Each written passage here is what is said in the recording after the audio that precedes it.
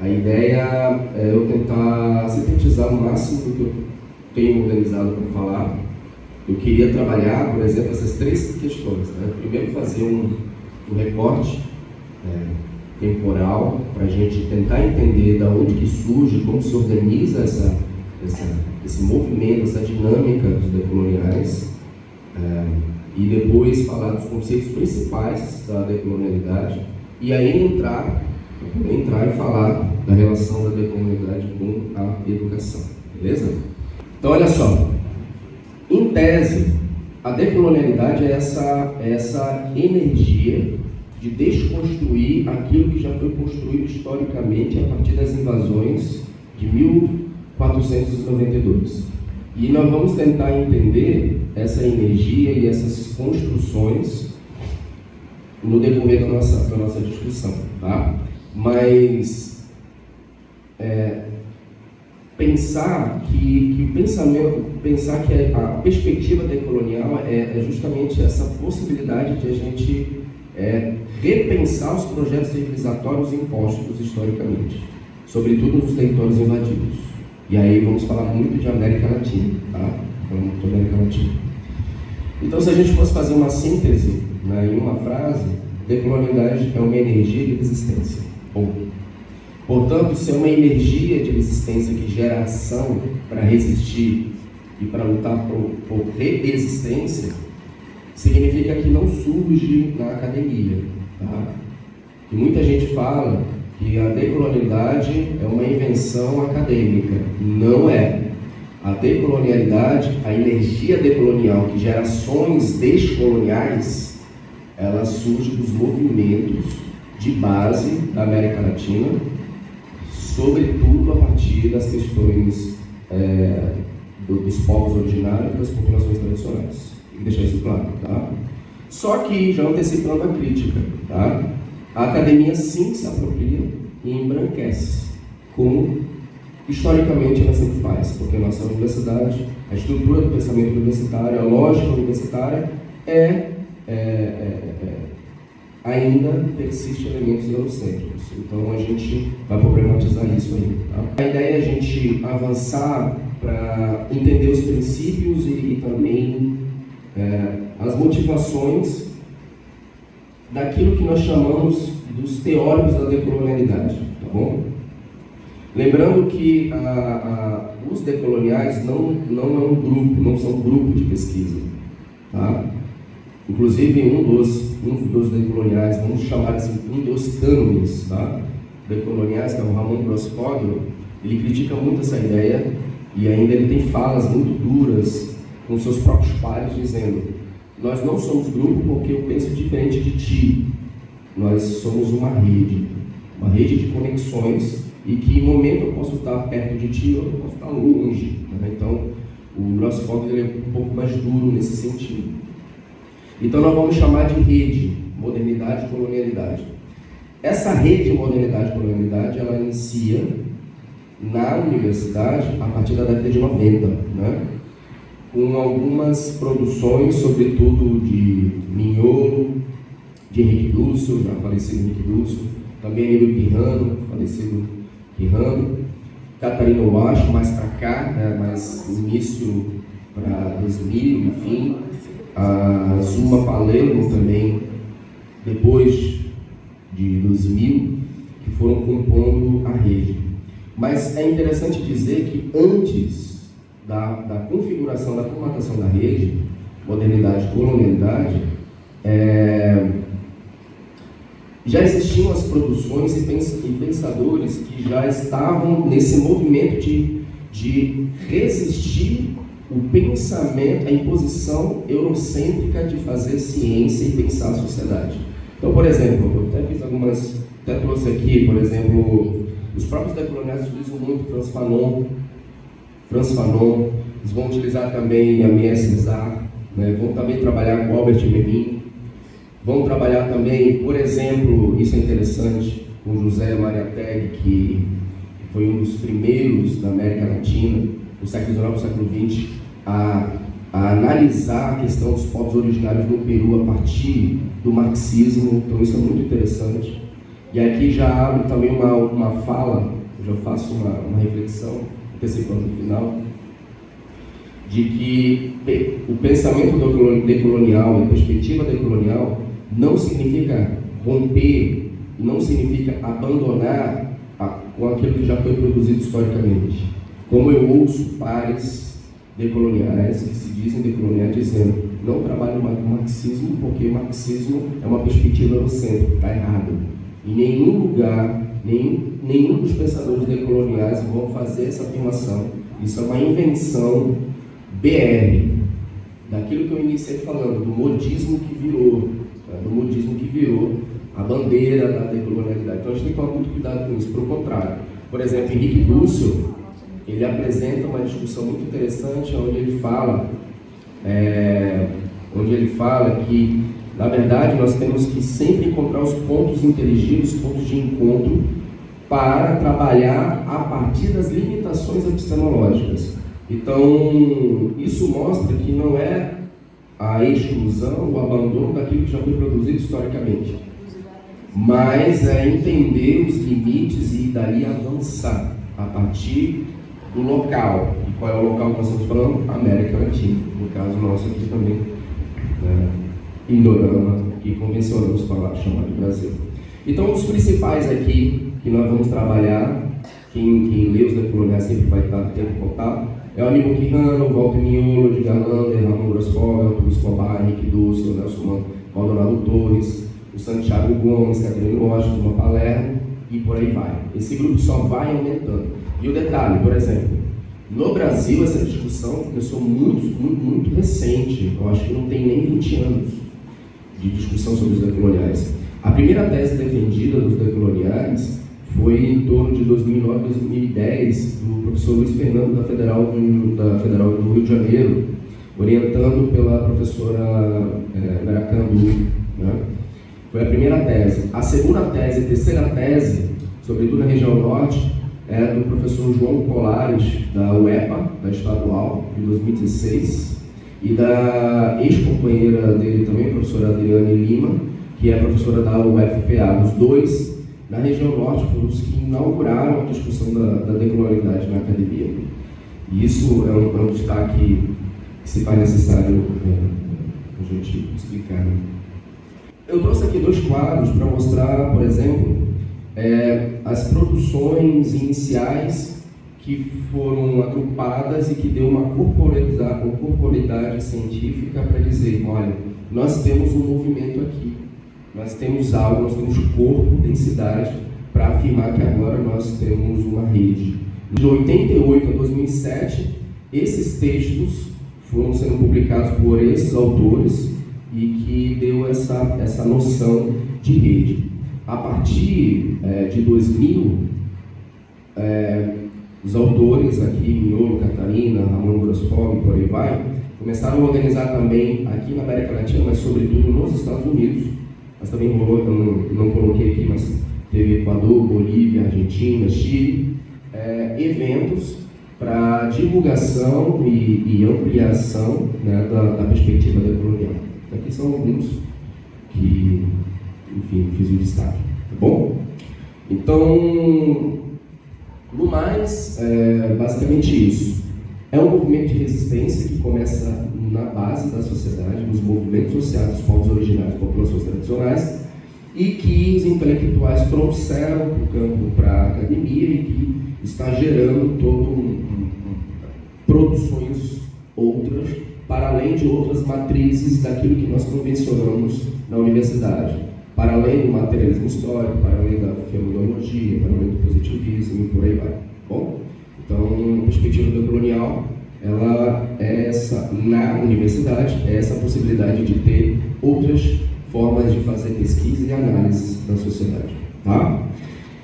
E quais são as reflexões contidas nesses textos aqui, beleza? De 88 a 2007. É basicamente isso, que o capitalismo é o sistema mundo, isso é uma síntese dos textos, tá?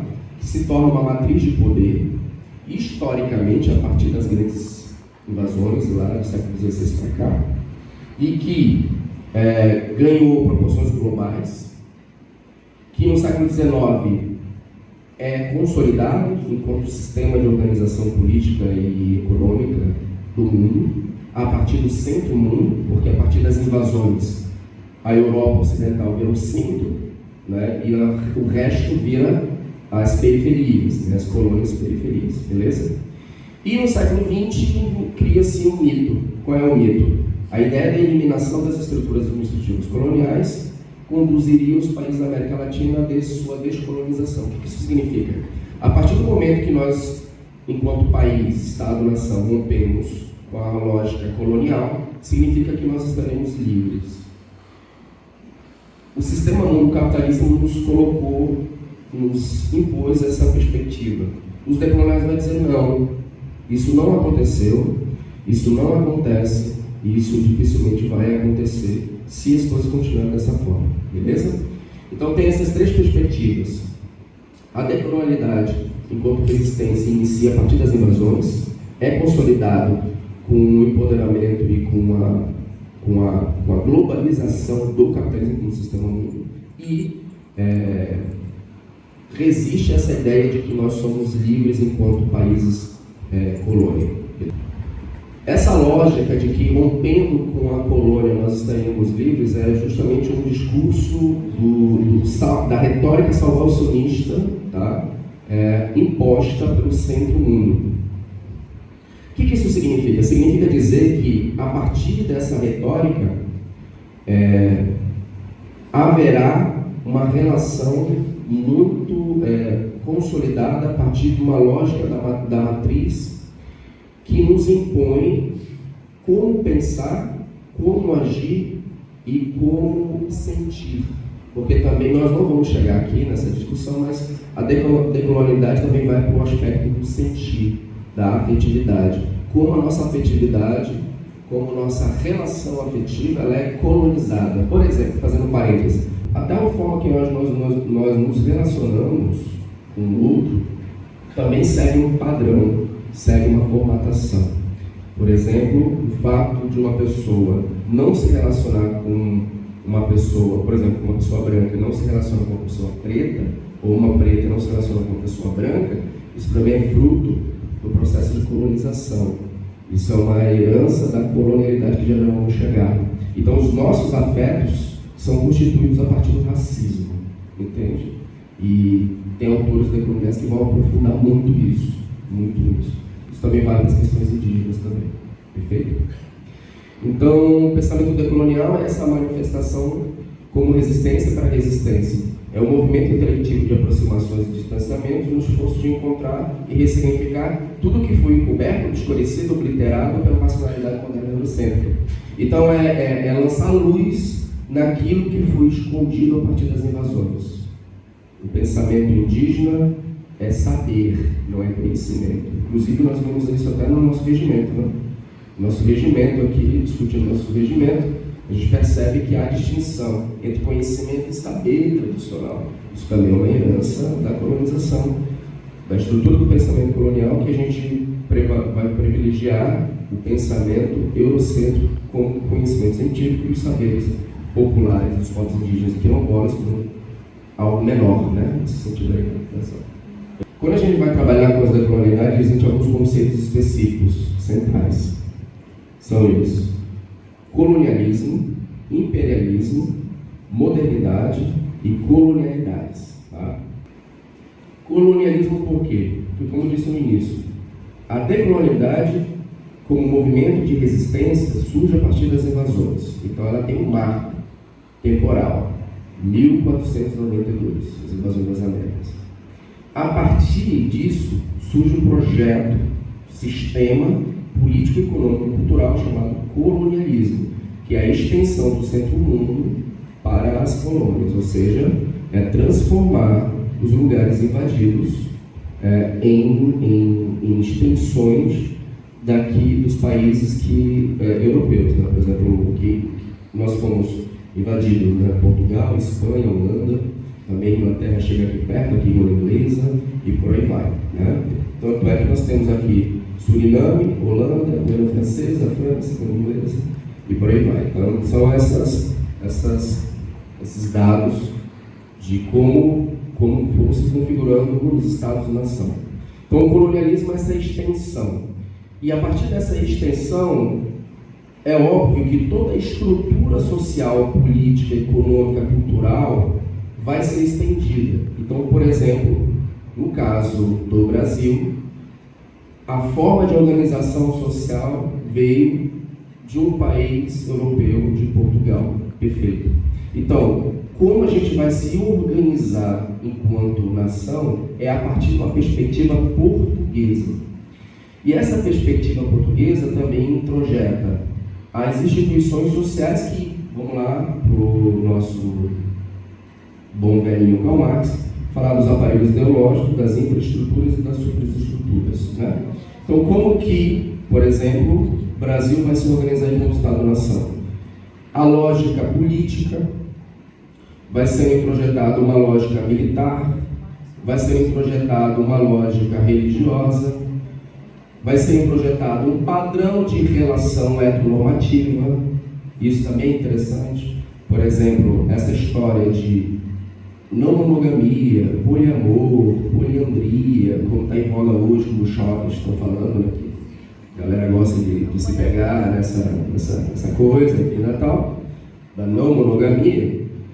Entre os parentes indígenas, sobretudo do Alto Rio Negro, isso já é mais batido do que outra coisa. Então é só um detalhe de como até os nossos afetos e as nossas relações amorosas também foram formatadas a partir de uma lógica eurocêntrica, né? E tem, por exemplo, um debate muito profundo no sentido do interesse econômico e político, que é a propriedade privada, e é outra história. Nós não vamos entrar aqui no caso, beleza? Bom, então, dentro dessa lógica imperialista, que vai focar muito na questão política e econômica, entra também a questão da religiosidade. Por exemplo, eu costumo sempre refletir e perguntar para os alunos, né, por que a gente vai para a igreja, né? Por que a gente vai para a missa, por que a gente vai para o culto, né? Enfim.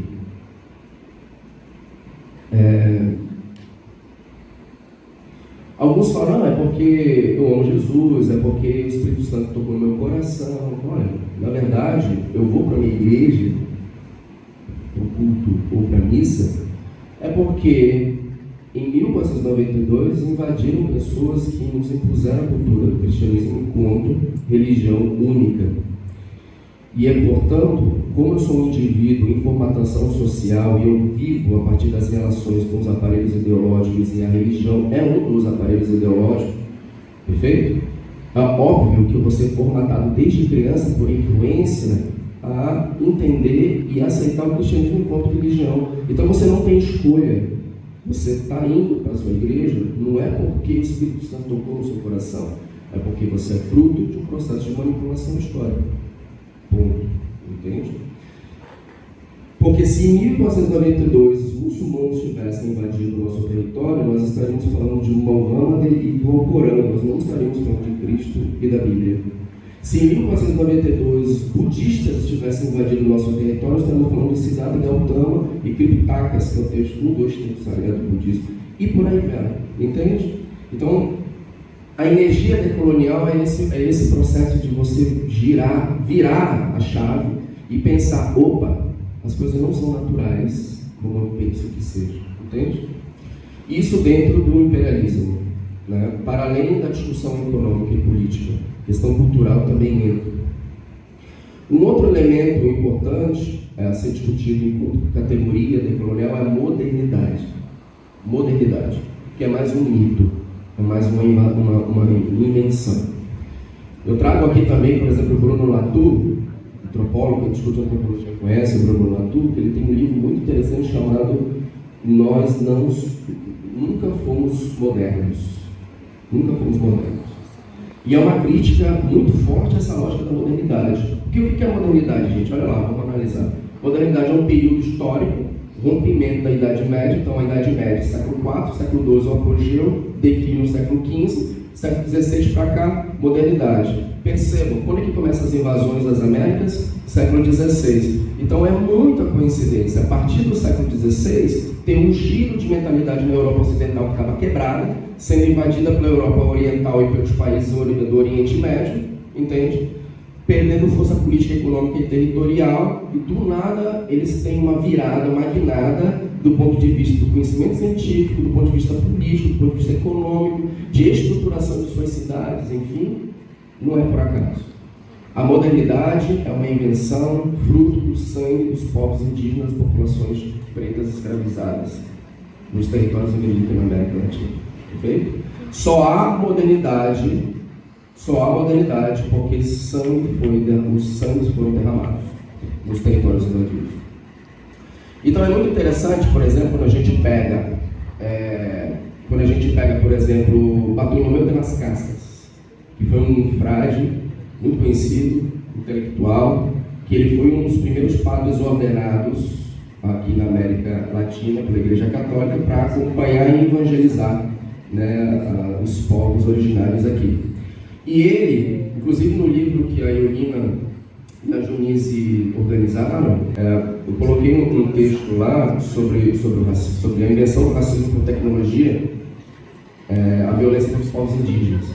Onde eu mostro como é que se dá esse processo de invenção do racismo, que também é uma tecnologia criada a partir da modernidade. Também tem isso. O racismo que nós entendemos hoje é uma tecnologia a partir da modernidade, século XVI para cá. E ali eu trago o frade Bartolomeu de las Casas, porque é muito interessante, porque os textos dele foram que influenciaram os pensadores intelectuais na Europa, a partir do século XVI, século XVI e século XVII. E lá ele coloca 4 tipos de bárbaros. Né? O primeiro bárbaro, ele vai hierarquizar a categoria bárbaro, né? Ele inventa essa categoria para falar dos indígenas. O primeiro bárbaro é aquele que não fala latim, ou as línguas descendentes do latim. Já começa por aí. Então olha a ideia do colonizador. Eu vou invadir a tua casa e eu espero que tu fale a própria minha língua. Se tu não fala, tu és um atrasado, um incivilizado, né? Enfim. Segundo, característica do bárbaro, aquele que não tem o cristianismo como religião única, perfeito? Então esperava-se que os indígenas estivessem cultuando Jesus aqui na Bíblia. Terceiro, que não tem o mesmo sistema de organização política da Europa Ocidental. Quarto, que não tem governabilidade local. E 5, tem mais um elemento que eu esqueci. Os indígenas que se levantavam contra a evangelização. Também são 5 características. Esses textos ele teorizou sobre, ele escreveu textos, livros sobre. Esses textos chegaram à Europa, os intelectuais pegaram esses textos e começaram a refletir a partir disso, e começa a se pensar as invasões, começa a se pensar as colônias a partir dessas literaturas produzidas por pessoas não locais. Entende?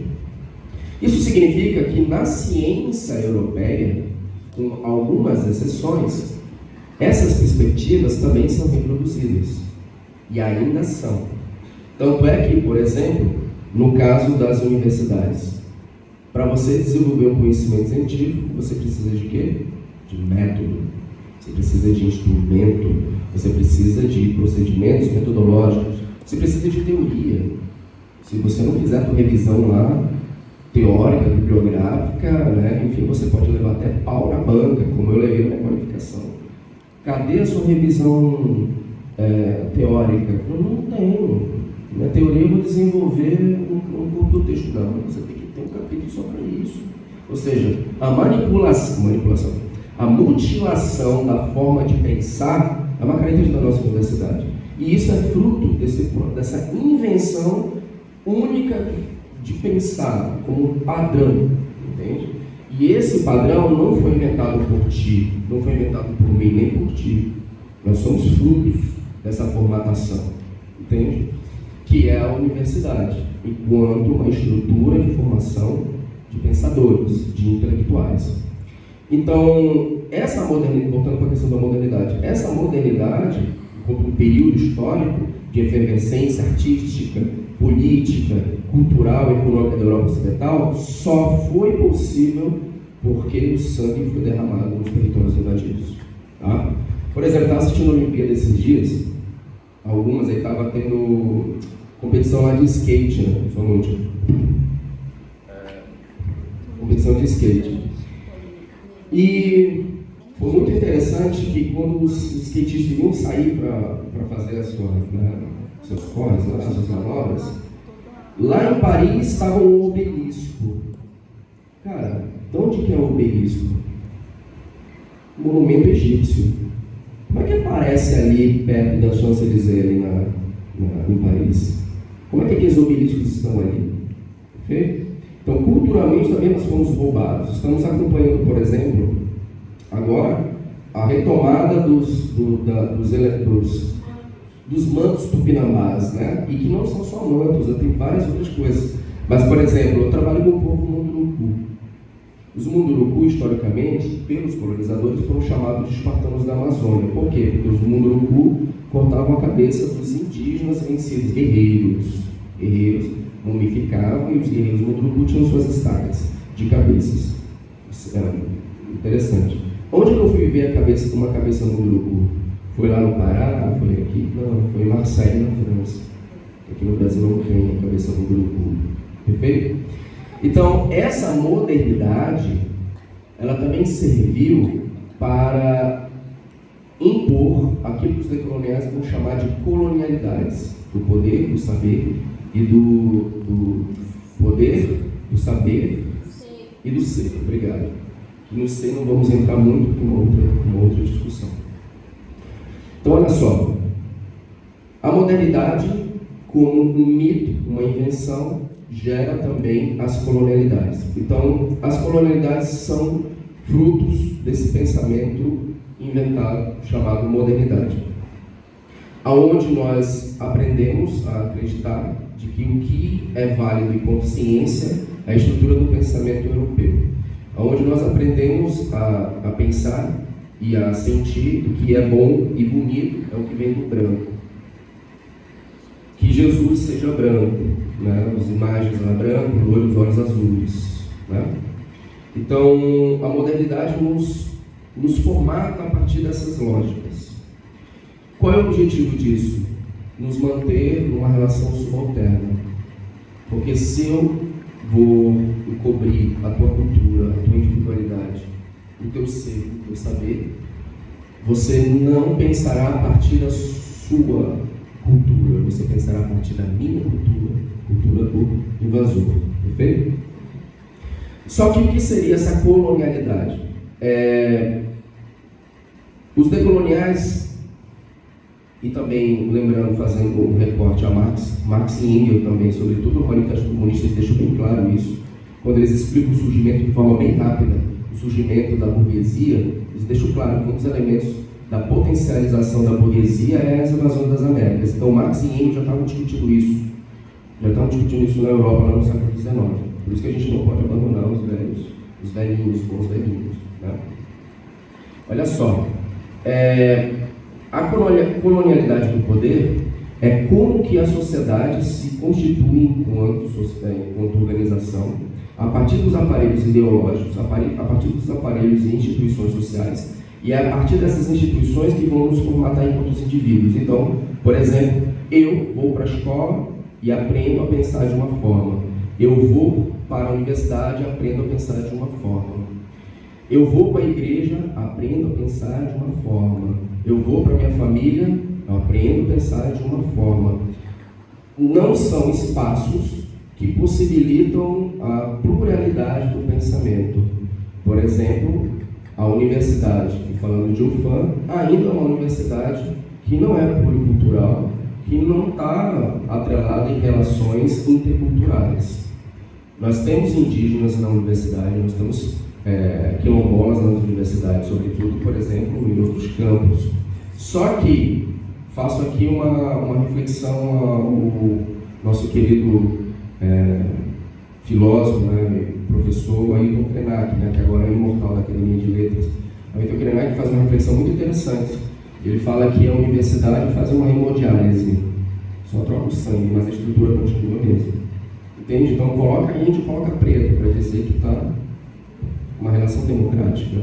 E na verdade deveria ser uma outra lógica. E aí, fazendo um paralelo para ver como a nossa mente é colonizada a partir dessas estruturas de poder, da colonialidade de poder. Estamos tendo a discussão aqui das universidades indígenas, né? Não sei se todos estão sabendo das polêmicas, mas nós tivemos uma colega da UFAM que está defendendo a tese contrária à universidade. E espero que o movimento possa expor mesmo ela para as questões, né, para a sociedade. Movimento indígena, na verdade. Aonde ela defende a ideia de que a universidade tem que ser... a universidade indígena tem que ser vinculada ao FAM, porque ela por si só não dará conta da formação dos parentes indígenas, entende? E aí eu vi uma nota do movimento MEIAN, que é o movimento de educação dos estudantes indígenas do Amazonas, bem interessante, dizendo que ainda a gente não consegue romper uma lógica de tutela. Ainda nós temos professores ainda que defendem a ideia de tutela. Por quê? Porque no final das contas é onde me dá o status, onde me dá o poder. E isso é a lógica da colonialidade, ainda preso dentro dos indivíduos aqui da universidade. Entende?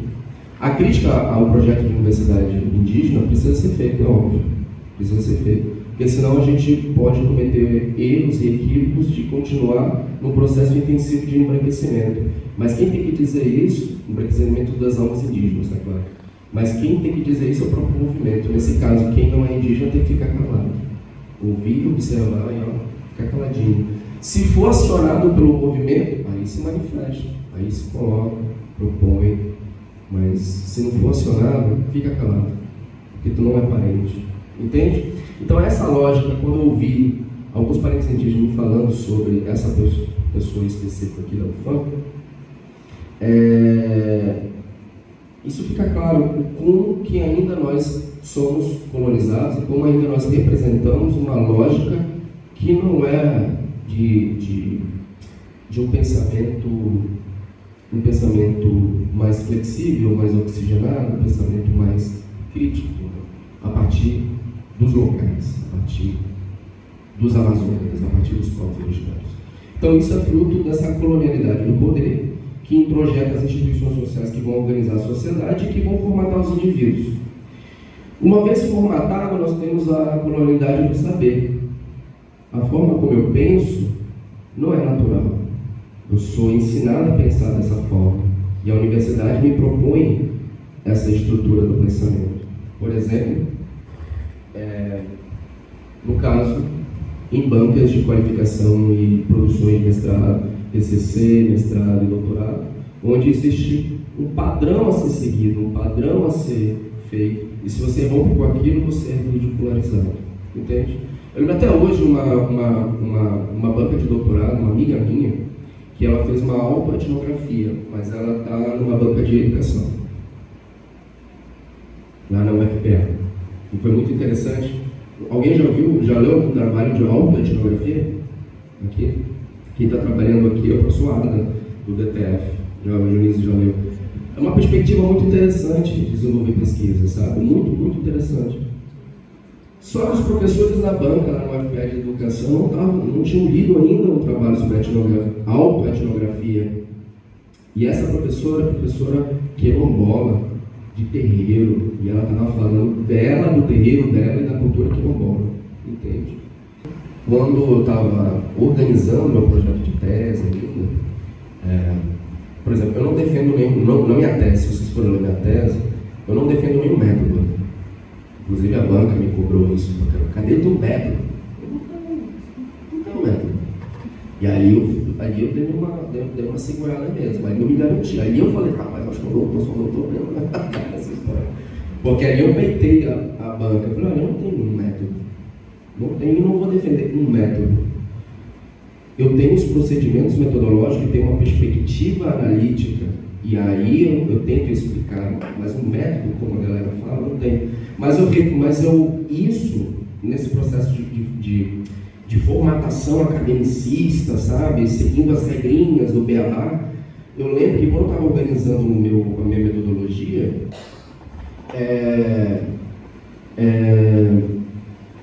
eu ia trabalhar com documentos históricos, além das narrativas das lideranças do Munduruku. Eu ia trabalhar com documentos. E quando eu chego no campo, eu imaginava que seria difícil encontrar esses documentos, mas quando eu chego no campo, eu vejo que, na verdade, não existem os documentos. Não existe. Secretaria de Educação de Borba não tem, FUNAI não tem, a PIMES não tem, queimou os dados, os documentos históricos da PIMES, que é a Associação dos Povos Munduruku e Sateré. Perderam no início do século XX, agora no início do século XXI, aqui na primeira década do século XXI, então zero de documento. Eu entrei em pânico, meu Deus, e agora? Como é que eu vou fazer uma pesquisa? Só a partir da fala das lideranças, mas eu não tenho nenhum dado sólido.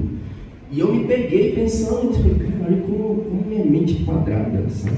Porra, quem vai me dizer o que são os próprios sujeitos da pesquisa, são os interlocutores da pesquisa. Não é um documento, porque o documento às vezes não são os interlocutores que produziram aquilo. Entende? Não são as lideranças que produziram aquilo. Então até isso, até nós, eu mesmo pessoalmente me pego muito ainda nessa reinvenção, nessa descolonização do pensamento científico. Por quê? Porque somos frutos dessa lógica acadêmica. E aí, falando de um fã, isso é interessante. Falando de um fã. Para os decoloniais, nós somos formatados do ponto de vista do pensamento e da ciência a partir da lógica do norte, hemisfério norte. Falando de Brasil, nós somos formatados a partir das epistemologias a partir do sul. Olha só, há uma inversão. Por quê? Porque muitos dos nossos pares mais antigos que nos formaram aí na graduação, mestrado e doutorado, aqui, são frutos de Unicamp, USP, UFSCar, UFSC, e por aí vai. Ou seja, sul e sudeste. Entende? E é muito interessante que por muito tempo eu também acreditei que o padrão de estrito senso seria sul e sudeste, não seria norte e nordeste. Por muito tempo eu acreditei nisso. Por quê? Mais um elemento nesse processo de desconstrução da lógica da colonialidade, do saber agora, nós temos a colonialidade do saber, que as universidades nos impõem. Exemplo, eu faço parte de um projeto nacional agora que está discutindo educação ambiental, e eu estou responsável aqui em Manaus em encontrar 2 escolas para trabalhar, fazer campo, né? E uma das coordenadoras, fantástica, não vou falar o nome dela, poderosíssima, maravilhosa, professora da estadual do Ceará, e a outra coordenadora da Unicamp, essa outra coordenadora, não esqueci o nome dela. Mas também não vou falar. Aí a questão é, a gente discutiu nos nossos primeiros encontros, né? E ela estava falando assim, não, vamos fazer o estado da arte. Eles estão querendo discutir a Amazônia. Dos 15 pesquisadores, só 4 conhecem a Amazônia. Eu, uma professora de Humaitá, uma de Belém, e o restante, aqui já foram 3, então são 5. 2 vieram fazer um trabalho esporádico no interior do Pará e no interior do Amazonas. E é interessante que eles estão querendo entender a Amazônia, e ela solta a seguinte questão: gente, vamos fazer revisão bibliográfica, vamos fazer estado da arte, isso já me irrita. Estado da arte já me irrita, isso aí é mas isso é papo outra história. Mas já fico irritado quando vejo você está aqui com papo de estado da arte. E aí, estado da arte, e lá para as tantas eu perguntei, ok, o que nós vamos fazer no estado da arte? O que vocês querem saber do estado da arte? Não, a gente quer entender a Amazônia. Pô, legal. Aí ela começa, bora fazer um levantamento dos programas de pós-graduação da USP e da Unicamp para entender mais a Amazônia. Aí eu olhei para ela e falei, cara, mas vem cá, a gente não tem programa de pós-graduação aqui no Amazonas, no Pará, no Acre, em Rondônia, em Roraima. Nós não temos? Nós não temos intelectuais amazônicas falando sobre a Amazônia. Cara, ela foi mufinho, sabe? Ela foi encolhendo. porque ela percebeu ali naquele exato momento o quanto também nós somos colonizados do ponto de vista do sul e do sudeste, falando das universidades. Então ela queria discutir a Amazônia a partir da USP, não a partir da UFPA, da UFAM, da Unifap, da UFAC e por aí vai. Entende? Então isso é um sinal também que isso faz necessário a gente romper essa onde. E a colonialidade do ser, é óbvio que se nós somos formatados a partir dos poderes da sociedade, das instituições, dos aparelhos ideológicos, e se isso formata nosso saber, é óbvio que isso vai se representar no nosso ser, de como nós nos agimos e nós vivemos em sociedade, dos nossos afetos, da nossa cosmovisão e como a gente vai se relacionar uns com os outros. Então é óbvio que também parte desse processo de formatação. Então olha só, falar de decolonialidade de forma bem objetiva, principais conceitos: colonialismo, imperialismo, colonialidades e modernidade. São esses 4 conceitos principais, né? Óbvio que tem outros, porque aí entra interseccionalidade, gênero, sexualidade, raça, enfim, porque para a decolonialidade, discutir toda essa relação de formatação social é discutir também gênero, raça, sexualidade. Não se separa. E classe também. Não se separa, tá? Não se separa. Mas aí não vamos. Gente, aí eu gostaria de falar agora, trazendo aqui para a discussão as indicações de como trabalhar a perspectiva decolonial no campo da educação, no campo de pesquisa, né? E aqui eu trago um texto do professor João Colares e da Adriane Lima, que eles escreveram juntos num livro que nós temos organizado juntos, tal, em 2000, acho que foi lançado esse livro, que eles falam dessa perspectiva, eles tentam explicar de como trabalhar a decolonialidade na educação, né? E aí, como a proposição da coordenação era essa pesquisa em educação em perspectiva decolonial, acho que é interessante a gente trabalhar esse texto deles aqui. Eu posso até indicar para vocês depois lerem, enfim. Eu acho que não tem em PDF, só tem impresso, mas eu tenho um livro aqui, quem quiser pode tirar cópia, enfim, à vontade. Eles trazem muitos elementos, eu só destaquei 3. Primeiro, superar a colonialidade pedagógica presente nas universidades. Essa é a primeira questão que eles apontam. E aí eles descrevem, né? Entendemos que as instituições educacionais cumprem um papel fundamental na reprodução da colonialidade. E por isso afirmamos que elas operam por meio da colonialidade pedagógica, subalternizando os conhecimentos e experiências de vida de grupos sociais socialmente excluídos pelo sistema mundo moderno colonial. Então, o primeiro passo aqui é a gente reconhecer as contradições da própria universidade. Por exemplo, no caso dos povos indígenas, reconhecer as contradições dos nossos cursos de licenciatura indígena, do FCHS, da FACED. Quais são as nossas contradições? Quais são os nossos limites? Né? Falando de outras licenciaturas, quais são as dificuldades que nós temos para, de fato, não desenvolver, por exemplo, ou reproduzir uma formação elitista, branca, entende? Por exemplo, os nossos estágios aqui, quem é professor de estágio aqui? Menina, ok. Os nossos estágios, nós temos condições, por exemplo, de ir para uma escola do campo, uma escola indígena, uma escola... Não temos. Fala aí. Eu trouxe essa provocação porque está certo que só pelo estágio não dá conta, né? Obviamente, da formação. Mas é justamente para a gente pensar o quanto a gente precisa avançar enquanto faculdade, enquanto universidade, no sentido de ampliar os horizontes e ter condições objetivas para chegar, por exemplo, na educação escolar indígena no mesmo estágio. A decolonialidade não é um método. A decolonialidade não é uma teoria. A decolonialidade é energia. E quando eu falo assim, não, nós temos que fazer todo dia, é essa energia mesmo. Essa energia de provocar, de resistir, de propor, de tentar ir nesse caminho, nadar contra essa pororoca, né, que nos arrasta muitas das vezes. Porque, por exemplo, e existe, o professor o João Colares e a professora Adriana, eles trazem essa reflexão aqui que nós já vamos comentar com vocês, uma forma, né? Uma das formas de descolonizar as universidades, no caso.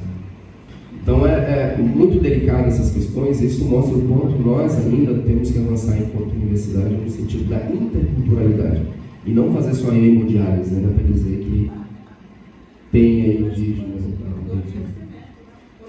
Exato.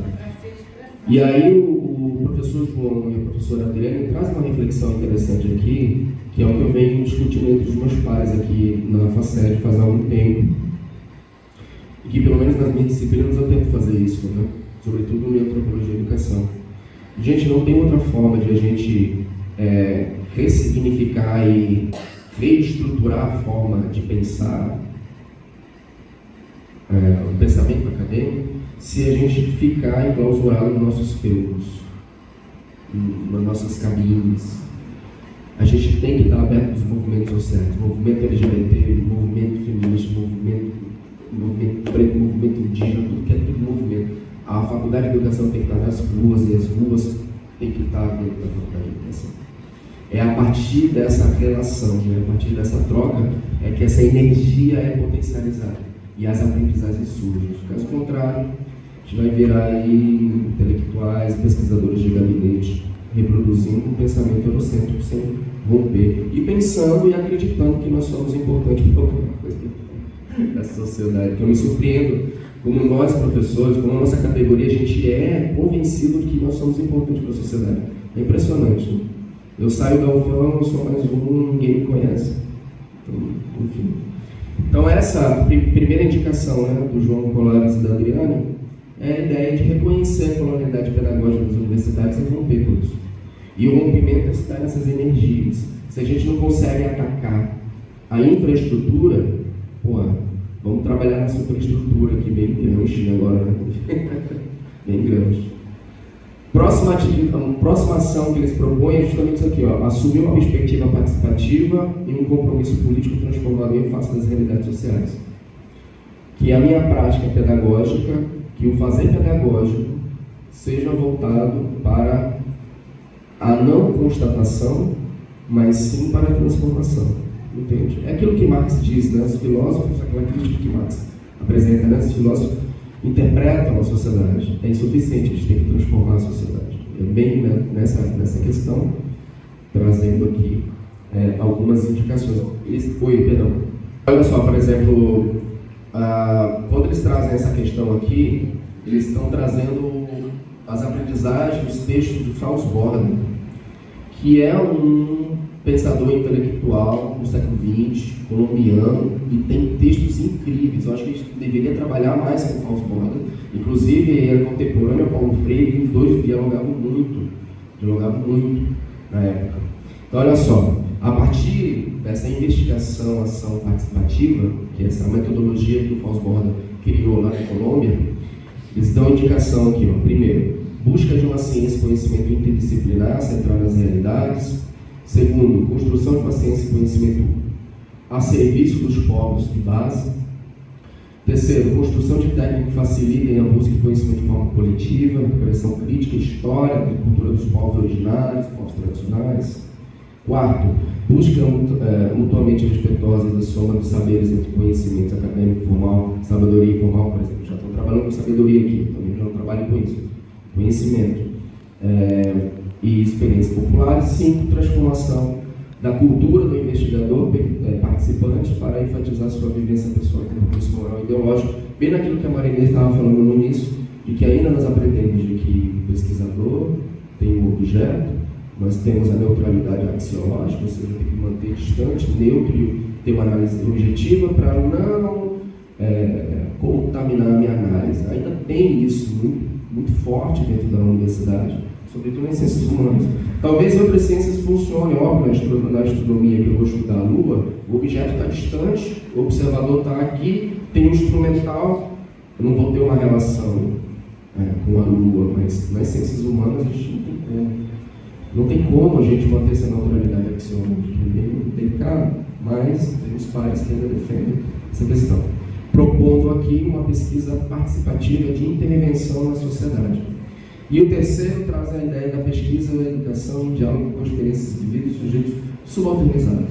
E é justamente aqui, a partir das narrativas, aquela crise existencial que eu tive lá, quando eu descobri que eu não tinha documento, é justamente isso. Naquele caso, que bom que não teve documento, que talvez eu poderia ter uma perspectiva enviesada a partir do documento oficial.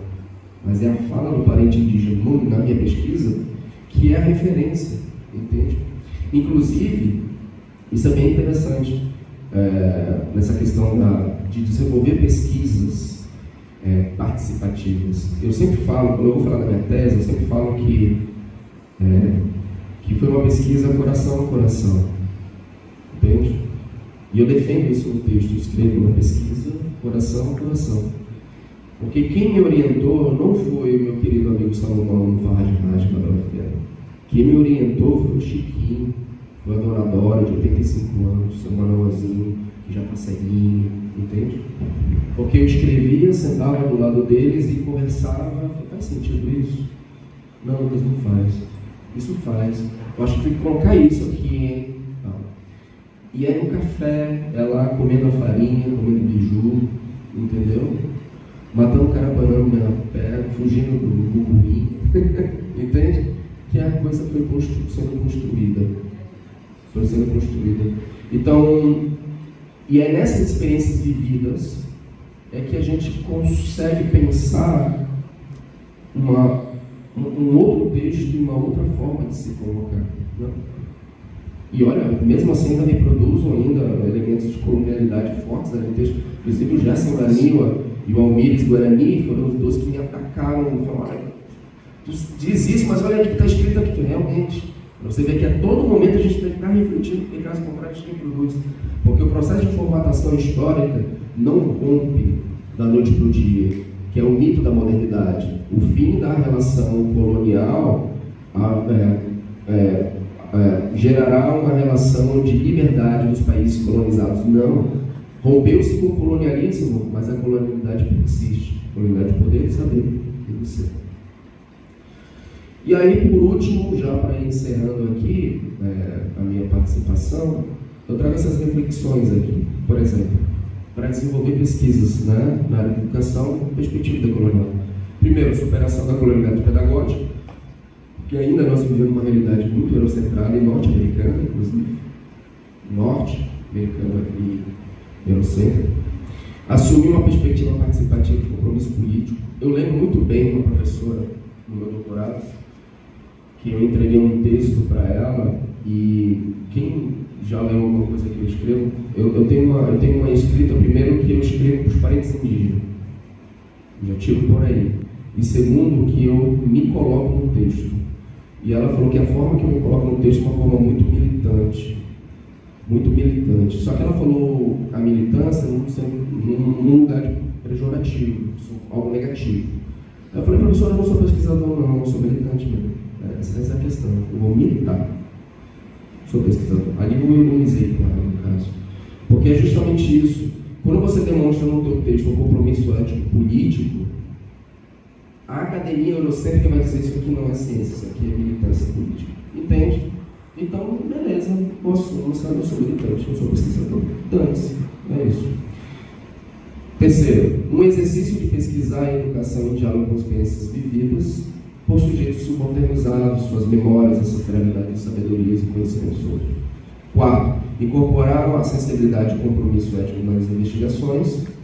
5. Construir uma escrita sensível, que seja lida. Eu acho interessante isso, né? Por exemplo, e aqui eu também faço uma autocrítica. Quando a gente pega dissertações de 200 páginas, 250 páginas, teses de 300, 400 páginas, a minha deu 300, eu não queria escrever mais de 150 páginas. Eu falei: Salomão, minha tese vai ter 150 páginas. Acabou que deu 300. Mas, enfim, a gente foi escrevendo, fofocando. Mas hoje, por exemplo, quem é que lê 200, 300 páginas de uma pesquisa? Entende? Então nós temos que ter uma produção sensível também. E quando a gente faz uma análise, por exemplo, quando eu fiz uma análise, eu fiquei 6 meses fazendo os trabalhos aí, fiquei 6 meses analisando produções científicas sobre uma questão específica. das 250 teses e dissertações que eu estava analisando, gente, mais de 60% era encher linguiça. Não trazia nada de novo, que é um tal da revisão bibliográfica. Vamos fazer estado da arte. Você vai falar aquilo que as pessoas já falam há 500 mil anos. Para que reproduzir essa estrutura? Então, que tenhamos uma construção, uma escrita mais sensível, mais palpável, mais acessível para as pessoas. E por último, considerar interseccionalidades, gênero, sexualidade, raça, classe, né? Com perspectiva metodológica de pesquisas decoloniais. Então, falar de decolonialidade é falar dessa energia de virar a lógica, romper com os grilhões que nos aprisionam a uma estrutura de pensamento eurocêntrico norte-americano, que nos formata da forma que eu penso, da forma que eu me vejo em sociedade, e enquanto cientista, pesquisador, também está vinculado a uma ideia e uma possibilidade de transformação da realidade, transformação social. E aí o Mignolo, ele sempre fala que nós devemos ser desobedientes do ponto de vista epistêmico. E com todo o respeito ao Mignolo, eu acho que a gente tem que ser galeroso epistêmico. Entendeu? É isso, galerinha. Sejamos galerosos.